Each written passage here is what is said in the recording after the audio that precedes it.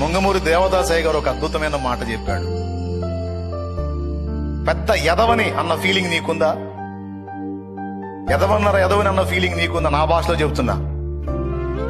సరే, నువ్వు ఎదవ అయితే అయ్యావు, అట్లానే వెళ్ళి దేవుని ముందు మోకాళ్ళయ్య అన్నాడు. అట్లానే ఆ స్థితిలో నేను వెళ్ళి మోకాళ్ళయ్య అన్నాడు. నేను పెద్ద పనికి మాలిన దాన్ని, బలహీనరాల్ని అన్న ఫీలింగ్ నీకుందా? అట్లయితే నువ్వు ఆ స్థితిలోనే వెళ్ళి ఆయన దగ్గర మోకాళ్ళేయమన్నాడు. ఎలాంటి మాటో చూడండి. నీ బలహీనతలను సాతాను నీకు చూపించి దేవునికి దూరం కా, దేవుడు నిన్ను ఒప్పుకోడు అంటాడు. నువ్వు వాడి మాట వినొద్దు. నన్ను కొడితే కొట్టాడు, తిడితే తిట్టాడు, బలపరిస్తే బలపరుస్తాడు. నేను ఆయన దగ్గరికే వెళతా, ఆయన వదలను. ఏమనాలి?